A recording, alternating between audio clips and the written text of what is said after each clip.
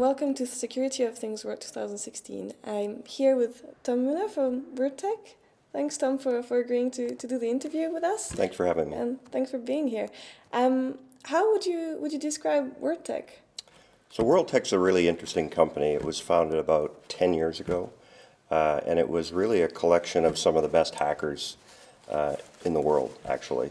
We have employees that are tried and true hackers from around the world.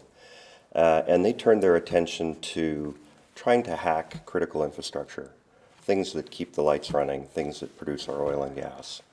And they found very early that there were many vulnerabilities in this type of equipment.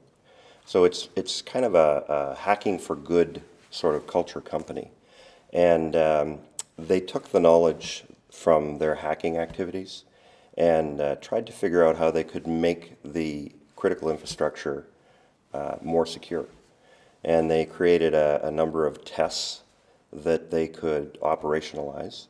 And those tests are now part of an Achilles certification standard that allows us to send these tests all over the world so equipment manufacturers can effectively see how robust and resilient their equipment is in the face of a cyber attack. So that was the first part of sort of how Wurldtech got started. Then the folks that we have employed with us started to realize that the level of cybersecurity awareness, just in general, is fairly low. So they started consulting with operators of critical processes and help them to understand how they were vulnerable and help them to improve their processes in their cyber posture.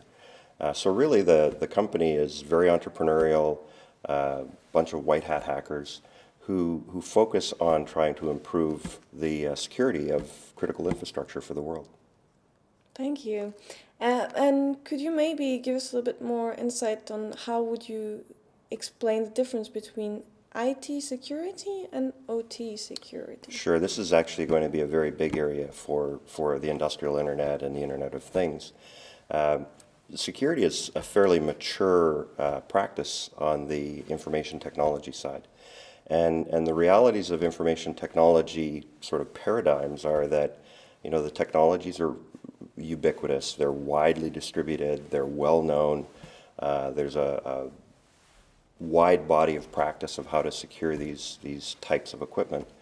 And typically in the IT space, people are more concerned about protecting access to critical data, confidential information, intellectual property. So on the IT side of security, it's really primarily about protecting the data. On the OT side of the problem space, we deal in oil refineries, chemical plants, power plants.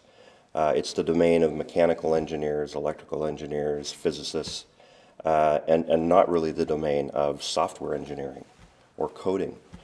So the sort of awareness of information technology in the OT space by the key practitioners is relatively low. And the life cycles of the equipment that are deployed in the OT space are very long. You know, control systems get deployed. It takes years for these plants to be created and turned up and commissioned and become operational. And then they'll run for many, many years. So things like patching cycles that are very common on the IT side are difficult to actually affect, to get to happen on the OT side of the world. And if you have a cyber incident on the OT side of the house, you're not just going to lose data. You can actually damage equipment. You can create a safety problem that could actually harm the environment, harm people, harm equipment, and harm the reputation of the company that is operating the equipment. So the domains are very different. Some of the technologies are very common.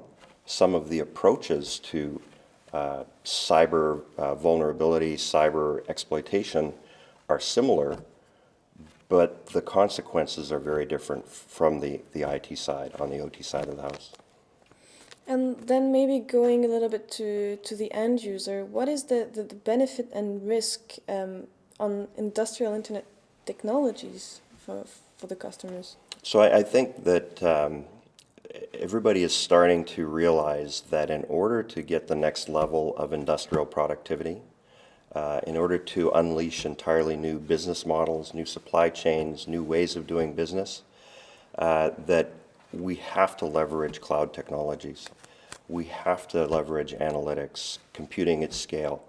And the consequences of reaching out and taking advantage of those technologies is that you are inherently being connected to another potential threat vector, another potential attack vector.